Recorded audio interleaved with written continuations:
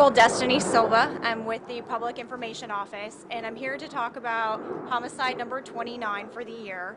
At approximately 8:40 p.m. on Tuesday, August 18th, the Austin Police Department received a 911 call. The 911 caller stated that a body was buried in the backyard of a residence. Officers responded to the scene of the residence identified by the 911 caller, which was located in the 5800 block of Mojave Drive. When officers arrived on scene, they made contact with the residents there. They advised the residents why they were there on scene and the information they received from the 911 call. Upon speaking with the residents, they received consent to look through the house. They began to look through the house, and in the backyard area, they found a concrete mass and other areas that were consistent or could possibly contain a body. So with that information, officers then secured the area. They went ahead and kept it, secured, locked down.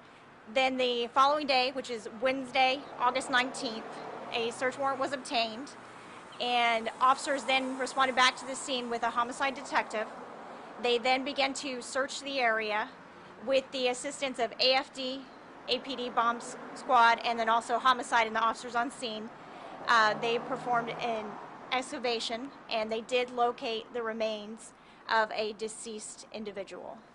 Upon locating the remains, they went ahead and turned it into a homicide investigation at that point.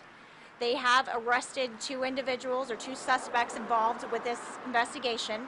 They've been arrested for tampering with physical evidence, which is a second-degree felony. The two subjects arrested are Christy Cardenas, approximately 36 years of age, and a Walker Ray Katz. We will release the booking photos to you guys and provide further information on that as well. But we all are still investigating this case. It is very early on. It's an active investigation. So we do ask if you have any information to please call the homicide tip line. It's the 512-974-TIPS or our Crime Stoppers. Again, any information, we want to make sure that this investigation is conducted thoroughly and accurately. So we are reaching out to the community. If you have anything, please call. Questions? Do you know how long about the body has been there? I know obviously you're still investigating, but do you have kind of a time frame about that? That's part of the active investigation right now. So immediately when we received that 911 call, officers went to the area. We obviously notified homicide in the event that it was in fact a homicide investigation. So we made sure that we had our officers there and that we had the resources there. And then of course, once we obtained consent to look through the home and we determined that this might actually contain a deceased person, we went ahead and secured the area and obtained a search warrant so that we could further the investigation. And how would you characterize the relationship between the two individuals who were arrested? So I don't know the relationship of the two that were arrested. I do know they were both residents at that location. And then as far as the person that is deceased, we aren't identifying that individual at this time because we don't have confirmation on the identity, and next of kin has not been notified. However, we do have some information that was provided by the suspects that have been arrested. But again, that's not final confirmation, so we're not going to provide that name at this time. Is there anything that police or that you could tell us about what leads up to what caused this or what led to this death? That is still part of our investigation. We have preliminary information just based on, again, talking to the suspects involved, that there may have been some kind of relationship between the suspects and the individual. So this appears to be an isolated incident. It doesn't appear like there's any continuing threat to the community at this time. Is there anything you can tell us about causing it? That is going to be determined by the medical examiner. So we'll go through the process where they will conduct an autopsy, and then once we have that information, we'll be able to provide it. So according to the affidavit, it said something about one of the suspects telling the one who called 911 that there were big bleach, some of the marks.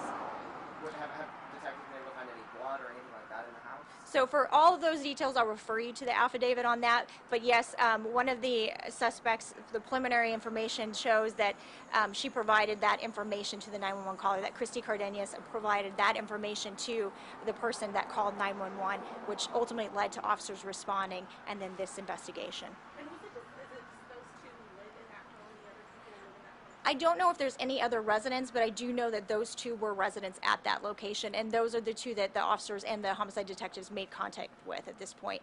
But again, it's early on, so there could be more information, there could be more people involved, so please contact that homicide tip line if you have anything further. Last question. Well, the affidavit also mentioned that a neighbor had reported seeing one of the suspects unloading those cinder blocks. Like, how long ago was that? Was the concrete still wet? Anything about that? I don't have the exact details on that, so again, all I have available is what's on the affidavit. So again, that's why it's so important we reach out to the community and we find out all the information we possibly can, because that's vital information that was provided to homicide detectives. Like, I saw these two individuals walking in and out, or I saw them carrying cinder blocks, or they visited this location. Anything out of the ordinary, you might not think it may apply, but just any information, it could be really helpful and can help us solve this case. Thank you. Thank you. Thank you all. I'm sorry for making you all wait. I really appreciate it.